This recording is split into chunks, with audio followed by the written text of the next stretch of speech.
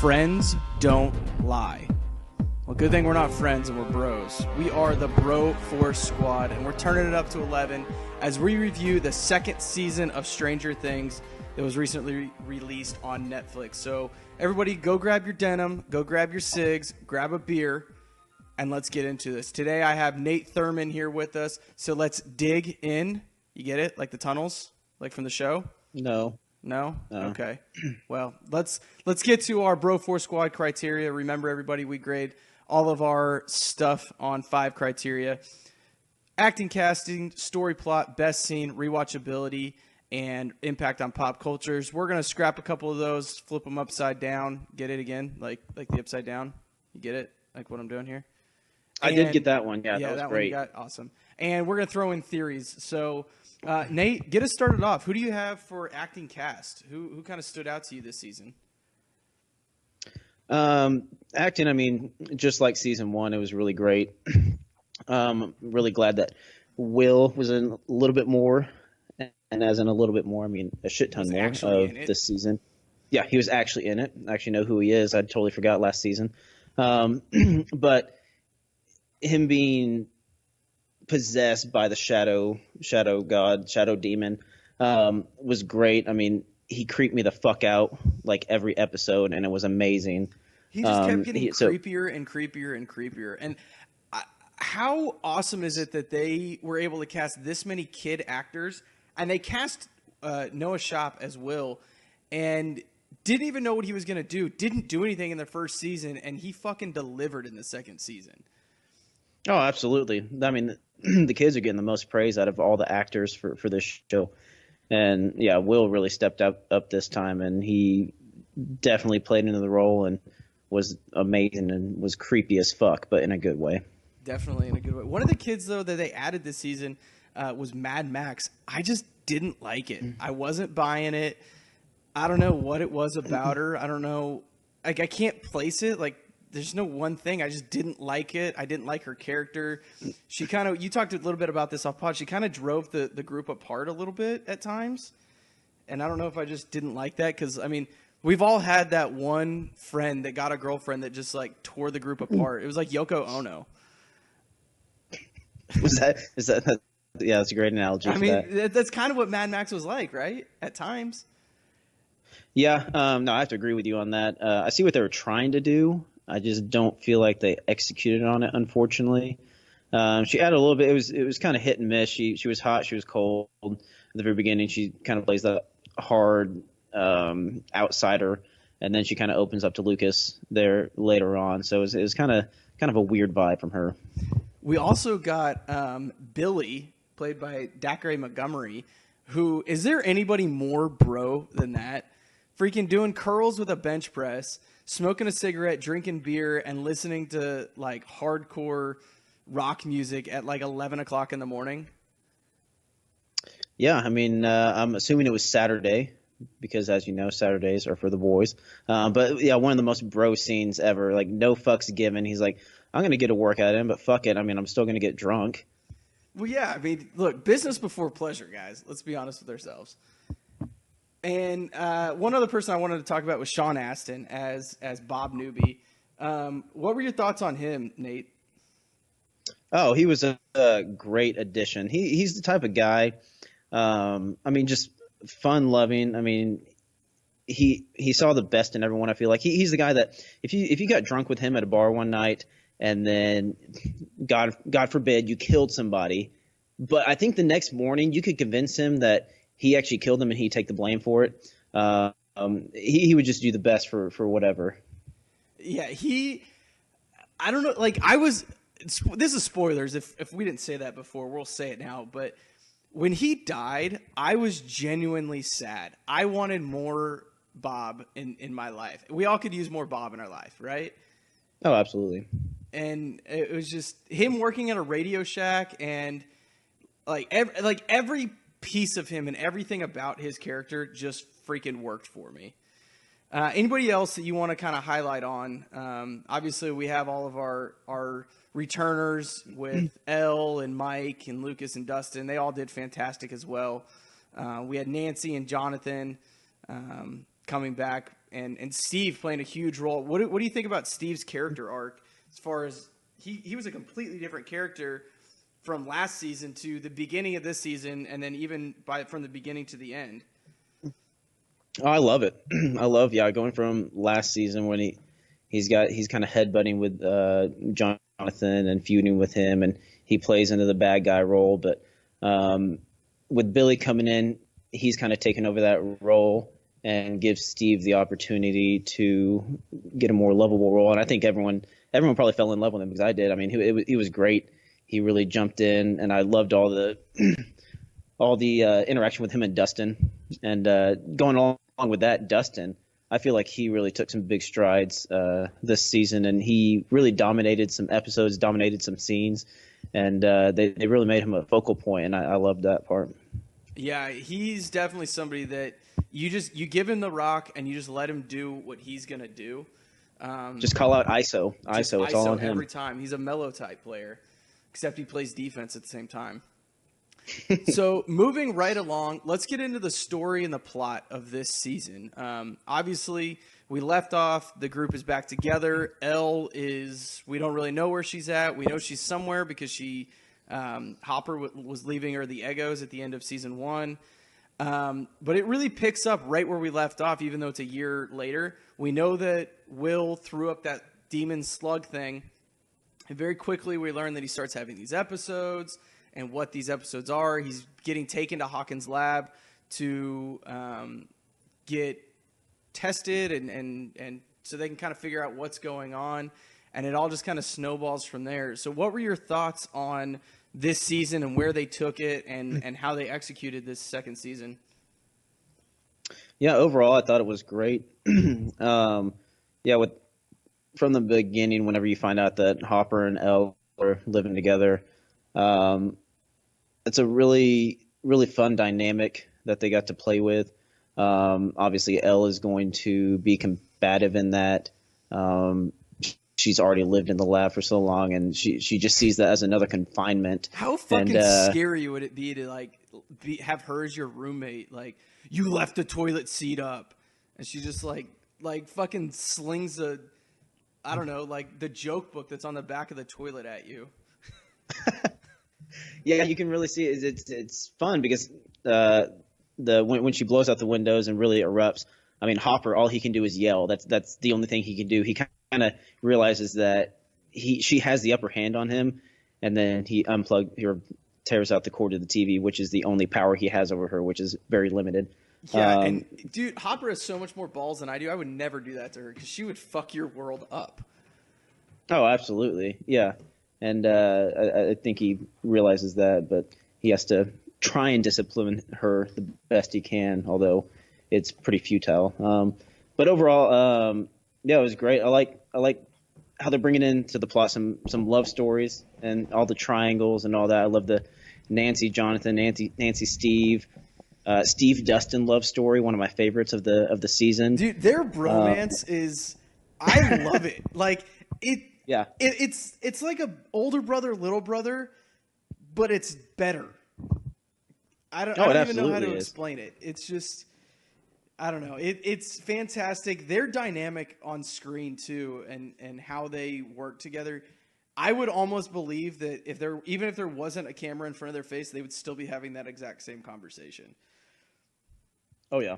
But it's fun. The progression went along and coming of age story and everything, and a few things I didn't like, but I think you're gonna hit on those coming up. Yeah, I didn't. One thing that I agree with your Will having some meat on the bones, him actually acting. I love Hop and Elle. I liked how they developed Dustin and Lucas, and they had the first season. We didn't really have the group fighting amongst each other very much.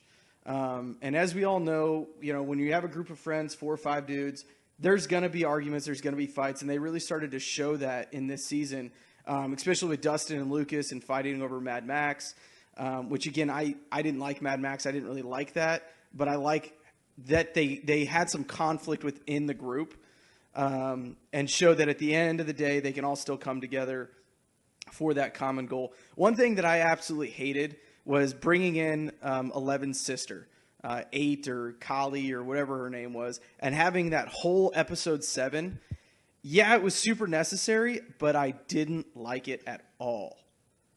I don't, there's something about bringing in another person that has power. So now are we supposed to believe, obviously we know that 11 is 11. So there's presumably 10 others. Well, now we know that there's number 8. Well, what happened to 9 and 10? What about the ones that were before her? Are they out killing people?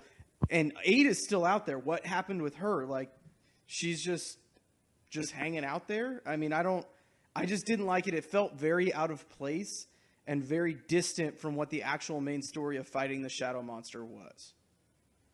Yeah, absolutely, and I agree with you on that. And one of the things I have trouble with in series are saying, "Oh, this episode, this episode, this episode." I can definitively pick out that episode and say, "Oh, 7, it didn't really mesh with the whole other season."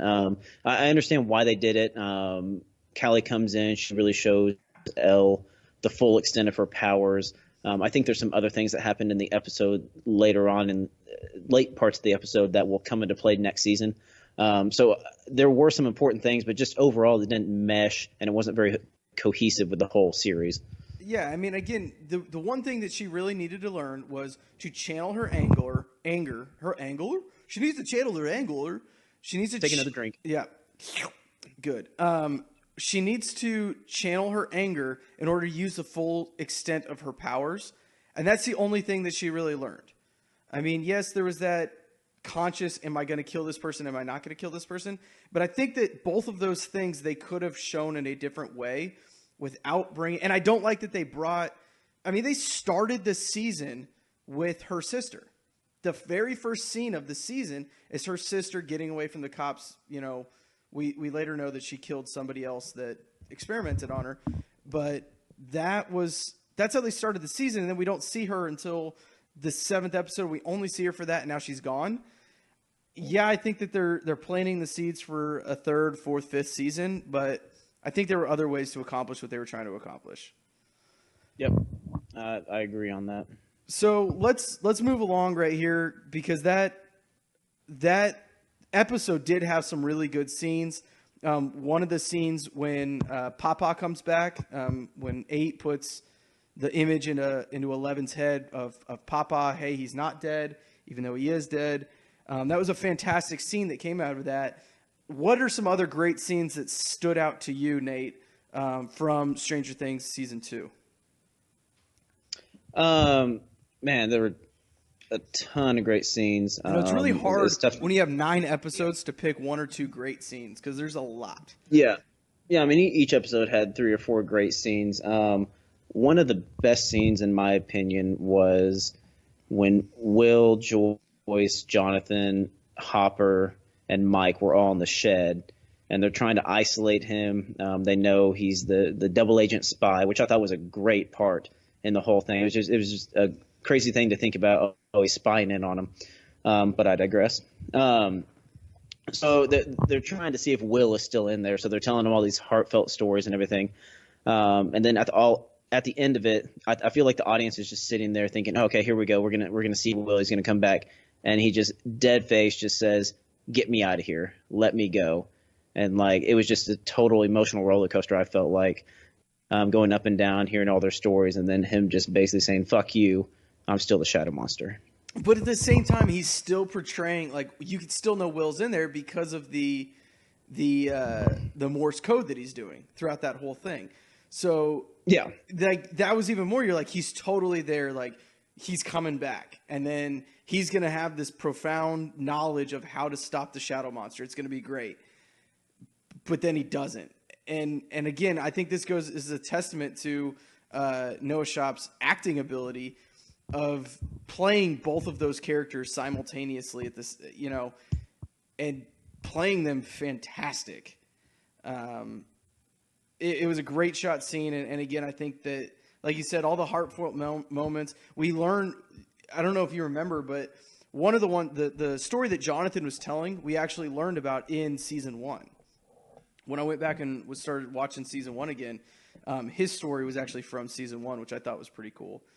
One of my best scenes is when Will gets actually lets the shadow monster in, and it's kind of an extension of the scene with Bob and Will in the car where Bob says, "Yeah, I had this nightmare about clowns, and finally I just told the clown to, go away, and it was fine." And so Will tries that, and that's what ends up actually being his demise of letting the shadow monster really take him over. That scene visually was so incredibly done, and I think that was the end of, if I'm not mistaken, it was like a two-part scene. It was the end of episode 4 and the beginning of episode 5, and him letting the shadow monster in, and you just realizing, oh my God, what have you done? That's really when the season as a whole took a shift, and you knew the stakes were way higher than they were last season, and shit was getting real.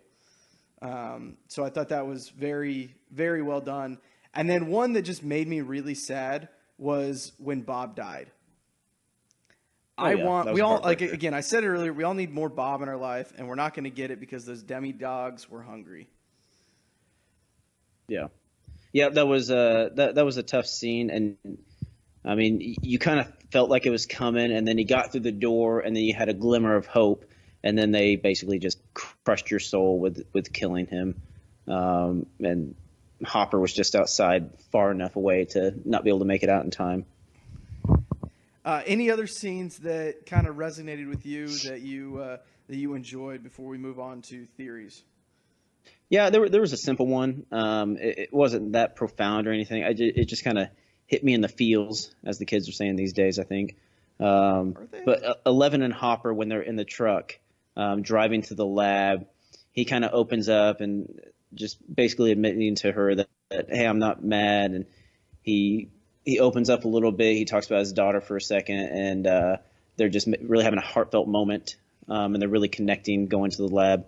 But then at the very end, they end with a lighthearted moment, him saying, "You're looking different, but I do like your look." And she said, "Bitchin'." Bitchin'. That made me chuckle. Yeah, it made me chuckle a little bit. That was good. Another one that made me chuckle was the Nancy drunk scene. I know you talked about it off pod. You really liked it.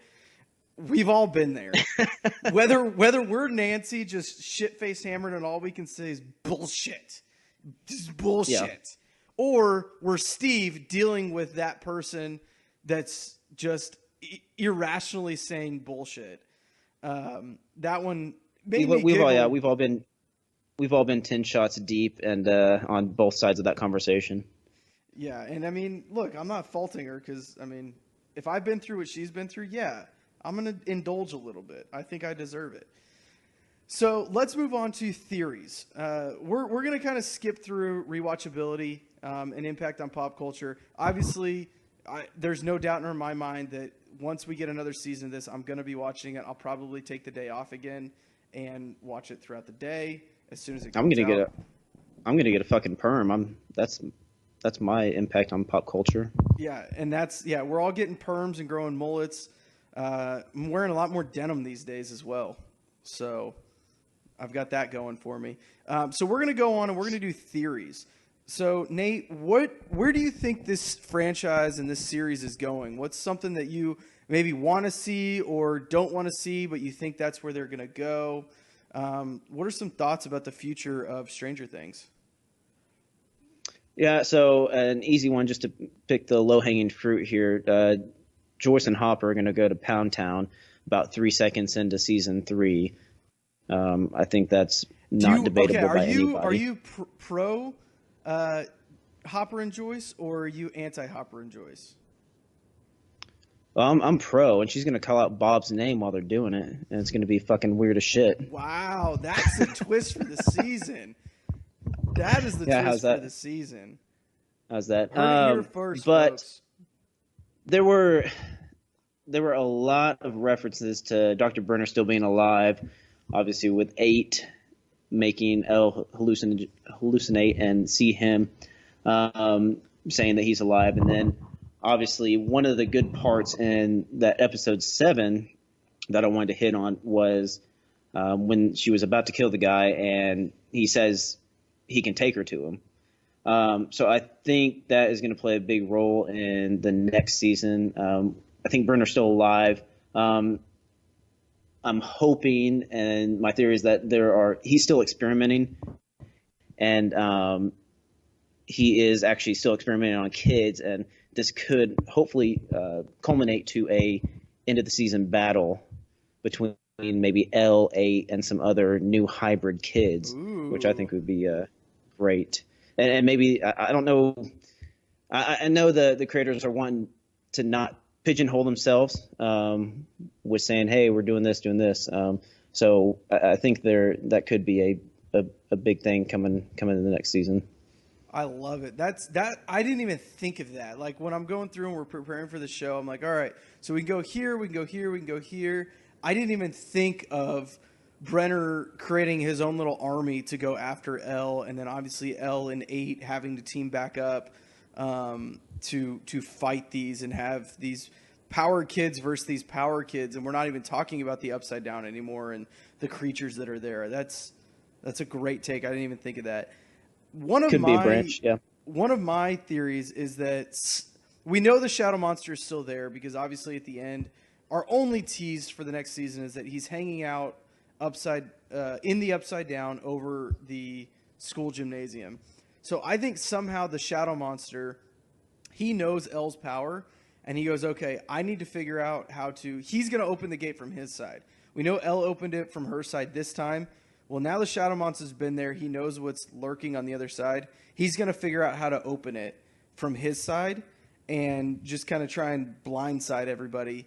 I think one of the kids are going to end up dying. I hope it's Mad Max. But I'm probably wrong. And my last hot take on theories is Nancy is pregnant, but she doesn't know if it's Jonathan's or Steve's. Wow. That's a big one, and I love it. Yes, and there's a good chance that the baby may be a demon. I don't know. We'll see.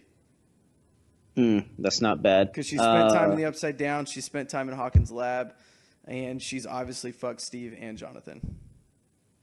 Allegedly. Well, I mean, we saw it happen, like, both of them, so. That's for the fan to decide. Okay, well, I decided. Any other theories you've got on this, Nate? Yeah, it's kind of a smaller one that plays into what I had already spoken on. And I think they kind of set you up for this with a longing for some more Callie or 8. With the closing scene with her in it in her episode, she's kind of looking out the window, looking like she's having some real deep thoughts. I think she's going to play a role and come back into it. 11 kind of rubs off on her in season 2, and then really shows her the way of good and not evil. And she ditches her gang of misfits and comes and helps her, which plays into my whole theory of Brenner creating a whole subspecies of super kids. Yeah, that's. I mean, you're basically writing the show for the Duffer Brothers, and obviously they haven't done a good job, so they really need to take your advice on that one. Yeah. One last thought that I really want to touch on real quick is, how do you like them ending it at Snowball? Yeah, the Snowball scene, to be honest, it wasn't one of my favorites. It was kind of drawn out. I feel like there was some more time to wrap some things up. But like I mentioned earlier, I know they weren't wanting to pigeonhole themselves into anything in season 3, so I thought it was a nice, subtle way to wrap the season up and have some nice heartfelt moments with Dustin dancing with Nancy, which was nice, which could play into your theory. Maybe it's Dustin's child. I don't know. It could be. That's very possible. Look, that kid fucks. Opening scene, banging it out, Dustin, Nancy, go. Yeah. He's like, oh, Nancy, I love it. But what about you? Yeah, I liked it, just not because it was Snowball or what it was. It was just a nice palate cleanser. It was very light and easy. And it made us remember that these characters are still kids. From really episode 4 till the end, very high stakes, very intense. Every episode, every scene meant something. And finally, we get the Snowball, and you've got, as much as I hate it, you got Max and Lucas kissing. You've got Will going off and dancing with some girl that just said, hey, zombie boy, let's come dance, which I mean, if you're into that kind of thing, yeah, good for him. But personally, I'm not. And then obviously Elle and Mike kissing, like it's all of these are first kisses, and it kind of takes you back to when you're in middle school and you're vying for that first kiss, and you're like, oh, I don't even know what to do with my hands at this point. And then you have Dustin who's like, oh, I learned all this stuff from Steve, but none of it's fucking working. So I'm just gonna sit on the bleachers on the sidelines. But then I've got the high school senior coming up and going, yeah, I'm getting it in tonight as an 8th grader. What about you? So I liked it. It was a nice palate cleanser. It gave us this sense of it brought us back down to earth that, hey, these are just kids. They're not adults. They're not full-fledged people yet. They're still learning and developing as human beings. And I really like that part of it. I agree with you. It was a little long and drawn out, but what are you going to do? Yeah, no, it comes full circle. It brings you back to what the main theme, I think, of the show is. It's a coming-of-age show, and so it shows them going through normal kid activities that are not prevalent in the other episodes. I think one reason why this show is so popular is that it's very similar to like an E.T. I get the E.T. reference, but I don't know what character in Stranger Things looks like my ball sack, so I don't know. I mean, Dustin, before he gets his teeth, like if you look at his gums... Maybe. We are the Bro Force Squad podcast. Check us out on Twitter at Bro Force Squad.